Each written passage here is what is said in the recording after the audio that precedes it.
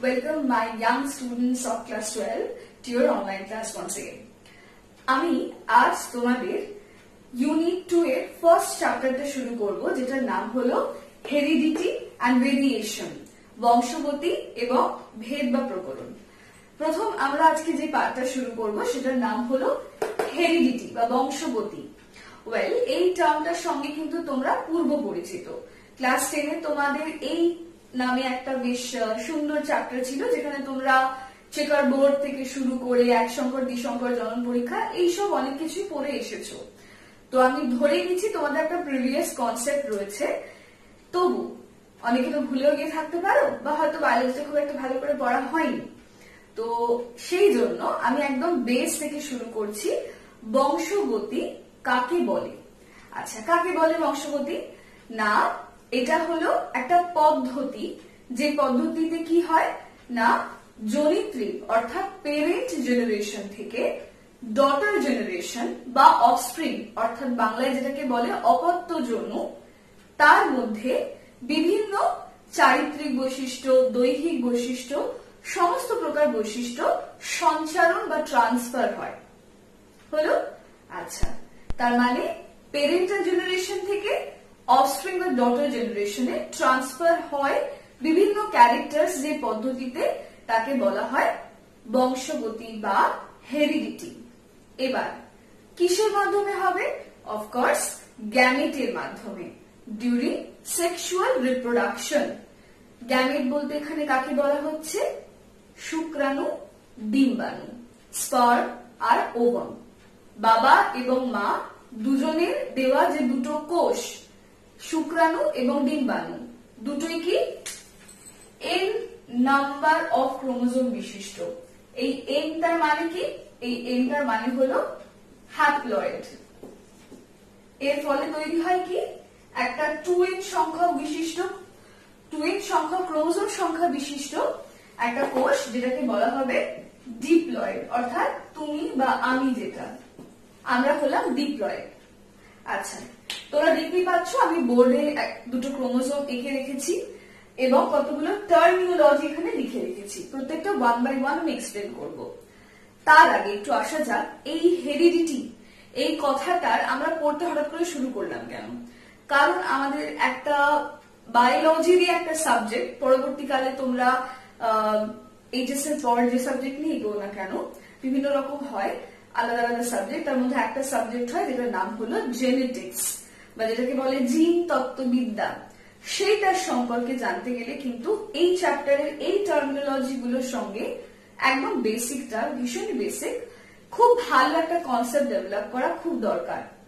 ভিত যদি না ভালো মতো তৈরি হয় তাহলে কিন্তু বড় বাড়ি উঠবে না। সেজন্য আগে আমরা একটু এগুলো জেনে নিই। আচ্ছা দেখো, এটা আমি এঁকেছি কি দুটো ক্রোমোজোম। তোমরা জানো দুটো দুটো কালারের কেন এঁকেছি, প্রশ্ন আবার এটা হবে। তার আগে দেখো আমি এখানে কি করলাম, এন এন একটা স্পার্মটাকে তোমরা জানো এইরকম চিহ্ন দিয়ে বোঝানো হয়, একটা অ্যারো। আচ্ছা, আর এটা হলো একটা ওভাম, এটা চিহ্ন দিয়ে বোঝানো হয়। এটা হলো পুংগ্যামেট, এটা স্ত্রী গ্যামেট। কেন? এই অ্যারোটা মানেটা কি? এই অ্যারোটার মানে হলো আগেকার দিনে যোদ্ধা যারা হতেন, অফকোর্স মেল হতেন, এবং তারা অ্যারো মানে তীর ইউজ করতেন। তো তীর সিম্বলাইজেস আ ম্যান, সেই জন্য এইটা এরা তীর চিহ্ন দিয়ে বোঝানো হয় পুংগ্যামেট বা স্পার্ম কে বোঝাতে। এটা হলো পুরুষের চিহ্ন, মেল। আর এইটা খেয়াল করে দেখা, একটা গোল এবং তারপর এরকম একটা, জাস্ট লাইক আ মিরর। আগেকার দিনে মেয়েরা এরকম হাতল দেওয়া আয়না ইউজ করতো। তাহলে দিস সিম্বলাইজেস আ ফিমেল, সেজন্য স্ত্রী গ্যামেট কে বোঝানো হয় এই চিহ্নটা দিয়ে। হলো? তাহলে উভয়ের মিলনে তৈরি হলো কে? দুটো হ্যাপ্লয়েড সংখ্যক বিশিষ্ট কোষের মিলনে, সেলের ফিউশনের ফলে তৈরি হলো একটা diploid sell, which is 2n, যেটা আমরা মানুষ প্রজাতির যারা সমস্ত, মানে আমরা হিউম্যানস যারা, তারা প্রত্যেকে হলাম আমরা ডিপ্লয়েড 2n। তাহলে বুঝতে পারলে 2n কেন হয়? এবার একটু বুঝলাম। এই 2n is equal to, মনে করে দেখো তোমরা বরাবর লিখে এসেছো 2n is equal to 46, মানে আমাদের হিউম্যান বডিতে নাকি টোটাল 46 খানা ক্রোমোজোম রয়েছে। তারও যদি একটা ছোট্ট ডিভিশন করা যায় তাহলে ব্যাপারটা দাঁড়ায় 44 প্লাস 2, এই 44টা হলো অটোজোম বা দেহ ক্রোমোজোম, আর এই দুটো হলো সেক্স ক্রোমোজোম, তাই তো? আমি সেক্স ক্রোমোজোমের CRH ডট লিখলাম।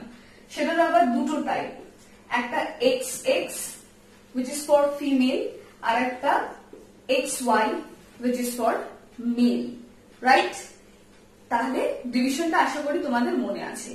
এবার আসি এই ডিপ্লয়েড ব্যাপারটাতে। এই সেট দুটো অ্যাকচুয়ালি কিভাবে হয় জানো? আবার মুছছি আমি অংশটা, কেমন? এই সেট দুটো হয়, এই 2n দুটো, ধরো বাবা দিলেন একটা n নাম্বার অফ সেট, তাহলে 2n ইজ ইকুয়াল টু যদি n হয়, n ইজ ইকুয়াল টু কত হবে? 23। এই 23টা কি করে থাকে একটু দেখো। ধরো বাবা দিয়েছেন 23 নাম্বার অফ 23 খানা ক্রোমোজোম, 1 2 3 4, এইভাবে ধরো 1 2 3 4 5 6 7 8 9 10 11 12, এখান থেকে 20 21 22 23। এইটা একটা গোটা n, একটা মিনিট, এটা একটা গোটা n সেট বোঝালাম আমি, n সেট। এটা একটা বাবা দিয়েছেন, হলো। আরেকটা যেটা মা দেবেন, আবার ধরো 1 2 3 4 5 6 7 8 9 10 11 12 করতে করতে 20 21 22 23। আমি ডট দিলাম মানে মাঝে ক্রোমোজোম গুলো আঁকার আমার জায়গা নেই, তো এটা একটা সেট হলো, এটা আরেকটা সেট হলো, তাহলে এটা আরেকটা n। এইভাবে এই 2n টা সৃষ্টি হয়। এবার দেখো, তাহলে আমি যে কোনো একটা সেটকে যদি তুলে নিই, ধরো এইটাকে তুলে নিলাম অথবা এইটাকে সিলেক্ট করে নিলাম, তাহলে এইটাকে দেখতে হবে এই রকম, এই পাশাপাশি দুটো ক্রোমোজোম যখন থাকে অ্যাজ এ সেট, মানে তুমি যখন কানের দুল পরো এদিকে একটা এদিকে একটা, এরকমই ক্রোমোজোম এদিকে একটা এদিকে একটা, দুটো পাশাপাশি যখন থাকে একটা জোড়ার মধ্যে দুটো, একটা সেটে দুটো জোড়া, মানে দুটো জোড়া সরি, একটা সেটে একটা জোড়া, দুটো ক্রোমোজোম, তখন এই দুটোকে বলা হয় হোমোলোগাস ক্রোমোজোম। তার মানে এইটা হলো হোমোলোগাস ক্রোমোজোম।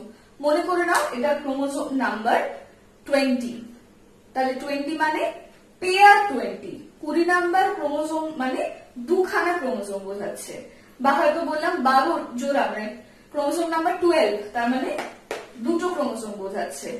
ক্রোমোজোম অলওয়েজ সেটে থাকে, এটা একটা এটা একটা, তাই পাশাপাশি থাকে বলে এদেরকে বলা হয় হোমো মানে সেম, লোগাস কথার অর্থ লোকেশন বা জায়গা, হোমোলোগাস ক্রোমোজোম। বুঝতে পেরেছো? এবার আবার এই অংশটা এবার আমি মুছে দিচ্ছি। আশা করি বুঝতে পেরেছো। যদি কোনো রকম সমস্যা হয়ে থাকে আমাকে কিন্তু যেরকম আমি বলি বাই এনি ওয়ার জিজ্ঞেস করতে পারো, অথবা কমেন্ট সেকশন তো খোলাই রয়েছে, কমেন্ট সেকশনে অবশ্যই জিজ্ঞেস করো। এবার প্রত্যেকটা টার্ম আমি তোমাদের এক্সপ্লেন করবো, একটা করে শুনে যাও। হোমোলোগাস ক্রোমোজোম আশা করি বুঝতে পেরেছো, পাশাপাশি দুখানা সেট রয়েছে যখন, তাকে বলা হচ্ছে দুটো হোমোলোগাস এরকম ক্রোমোজোম। দুটো ডিফারেন্ট কালারে কেন এঁকেছি? কারণ দুটো আলাদা। এবার জিন কাকে বলে? লেখাটা একটু উঠে গেছে। জিন কাকে বলে? প্রত্যেকটা টার্ম বইতে দেখবে এবং খাতাতে নোট ডাউন করতে থাকবে। জিন, ধরো এই ক্রোমোজোমের এই জায়গাটাতে লোকেশনেতে একটা জিন আছে, এই ক্রোমোজোমের এই লোকেশনে একদম সেম জায়গায় আর একটা জিন রয়েছে। জিন মানে কি? যেটা বৈশিষ্ট্যটা বহন করবে, তাহলে জিন কাকে বলে? হলো। নেক্সট, জিনের বাড়ি কোথায়?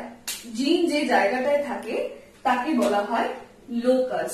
সুতরাং জিন ক্রোমোজোমে যে জায়গায় অবস্থান করে, এক্স্যাক্টলি বলতে গেলে সোজা বাংলায় জিনের বাড়ি হলো লোকাসে। এই টার্মটাই আমি কিন্তু তোমাদের ইউজ করতে বলবো। নেক্সট, জিনোম কাকে বলে? কোন একটা ডিপ্লয়েড, ধরো একটা কোন অর্গানিজমের কথা বলছি, ধরো মানুষের, একটা মানুষের দেহে টোটাল যতটা পরিমাণ জিন থাকে সেটাকে একত্রে বলা হয় তার জিনোম। হলো। নেক্সট, ডমিনেন্ট আর রিসেসিভ দুটো টার্ম আমি ইউজ করেছি, যেটা বাংলাটা হলো প্রকট এবং প্রচ্ছন্ন। কিরকম? একটা উদাহরণ দিই তাহলে বুঝতে পারবে।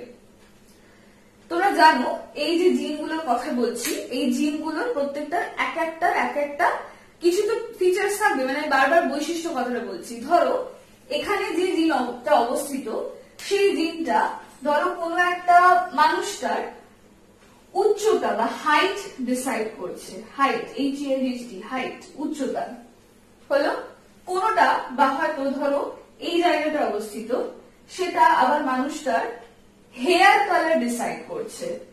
হেয়ার কালার লিখলাম, মানে কারোর কালো হতে পারে, কারোর ব্রাউনিশ হতে পারে, বা হেয়ার কালারকে কারো ভালো করে বললে হয় আই কালার। ধরো কারোর চোখের রং কালো, চোখের মনিটা, কারো বা ব্রাউন, কারো বা হালকা ক্যাটস আই টাইপের হতে পারে। তাহলে এই যে আলাদা আলাদা বৈশিষ্ট্যগুলো বহন করছে, এগুলোকে বলা হয় এক একটা অ্যালিল। হলো? এবার ধরো এইটা একটা, দুটো তো আলাদা আলাদা ক্রোমোসোম। এইটার যে বৈশিষ্ট্যটা, সেটা ধরো মনে করছি উচ্চতা দিয়ে যদি বোঝাই, এটা হলো ক্যাপিটাল টি। হ্যাঁ, আর এখানে হাইটটা এর সমান নয়, এর উল্টো বৈশিষ্ট্যটা, মানে দুটোই হাইট, কিন্তু এটা যদি লম্বা বৈশিষ্ট্য প্রকাশ করে, এটা প্রকাশ করছে বেটে বৈশিষ্ট্যটা, দ্যাট ইজ স্মল টি। তার মানে একটা ক্যাপিটাল টি হচ্ছে আর একটা স্মল টি হচ্ছে। তাহলে তোমরা জানো এই দুটো তো আলাদা আলাদা অ্যালিল, কোনটা প্রকট হবে? যেটার উচ্চতাটা লম্বা। তাহলে এই লম্বাটাকে বলবো আমি হাইটের জন্য, উচ্চতার জন্য ডমিনেন্ট বা প্রকট বৈশিষ্ট্য। বুঝতে পারলাম?